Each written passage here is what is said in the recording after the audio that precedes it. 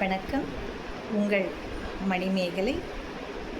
தமிழ் புத்தாண்டு நல்வாழ்த்துக்களுடன் உங்களை நான் இன்று சந்திக்கின்றேன்.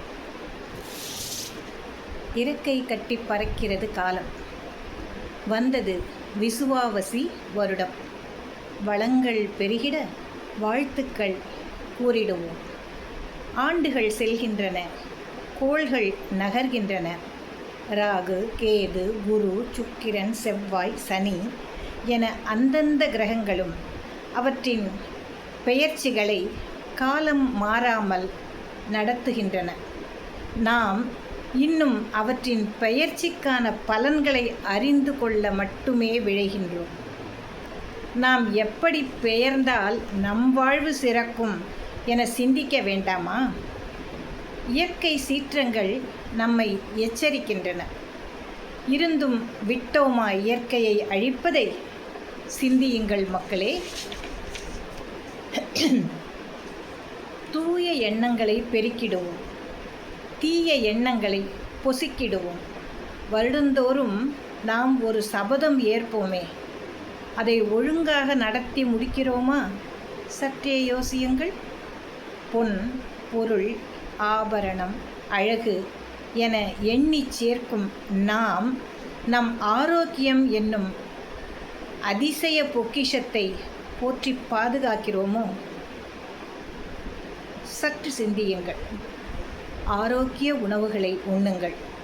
அழகால் மதிமயக்கும் ஆபத்தை உணராமல் pizza, burger, shawarma, grilled chicken, biryani, tandoori, fried rice என வகை வகையாக வயிற்றில் திணிப்பதை தவிர்த்திடுங்கள்.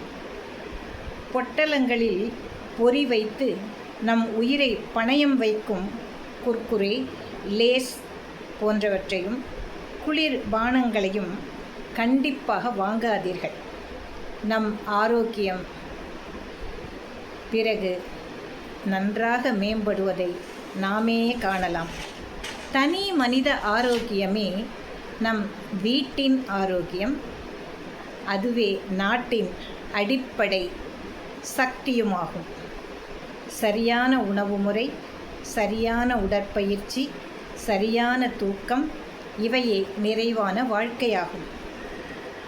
மற்றவையெல்லாம் நம்மை மதி இழக்கச் செய்யும் மாய வலைகள். உற்றாரும் மற்றாரும் நம்மை வியந்து பார்த்து விழி விரிய நிற்க வேண்டுமா? நல்ல ஆரோக்கியம், நல்ல சிந்தனை, நல்ல சொல், நல்ல செயல், வளமான இயற்கை இவற்றை பெருக்கினால் இது சாத்தியம். நாமும் நலம் பெறுவோம், நாடும் வளம் பெறும். பண்பட்ட மண்ணில் விவசாயம் செழித்திட மண் வளம் காப்போம். மனித வளம் மேம்படும். பொன், பொருள் தானாய் குவியும். தங்கங்களே, நன்று சிந்தியுங்கள். நம் தலைமுறைக்கு நாம் விட்டு செல்லும் அளப்பரிய சொத்தே இயற்கையும் ஆரோக்கியமும் மட்டும்தானே. எனவே நிலவளம், நீர்வளம், வனவளம் காத்து வீட்டு நலமும் நாட்டு வளமும் மேம்பட நாம் எடுக்க வேண்டிய முன்னெடுப்புகளை இனியாவது மிகச் சரியாக எடுப்போம். அனைவர் இல்லத்திலும் உள்ளத்திலும் அன்பு பெருகிட, கனிவு கனிந்திட, கருணை ஊற்றெடுக்க, அனைத்தும் குறைவின்றி நிறைவாய் பெருகிட இந்த விசுவாவசி நன்னாளில் நாம் ஒரு சபதத்தினை ஏற்போம். தற்குறி மனிதர்களின் மன நலம் காக்க பூரண மது விலக்கை சட்டமாக்கும் அரசியலாருக்கு மட்டுமே ஓட்டு போடுவோம் என சபதமிடுங்கள். ஆயிரக்கணக்கான குடும்பங்கள் நலம் பெறும். நாட்டின் பொருளாதாரம் மேம்படும். தேவையற்ற எண்ணங்கள் குறையும். பெண்கள் மதிக்கப்படுவார்கள்.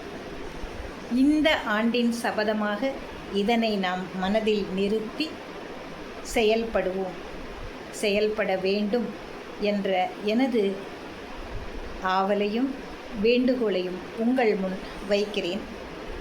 இந்த விசுவாவசி ஆண்டின் பிறப்பான முதல் நாளான சித்திரை 1 உங்களை இந்த நிகழ்ச்சியில் நான் சந்திப்பதில் மிகவும் மகிழ்ச்சி அடைகிறேன். உங்கள் அனைவருக்கும் மீண்டும் என் நல்வாழ்த்துக்களை அன்போடு கூறி விடைபெறுகிறேன். உங்கள் நலம் விரும்பும் மணிமேகலை.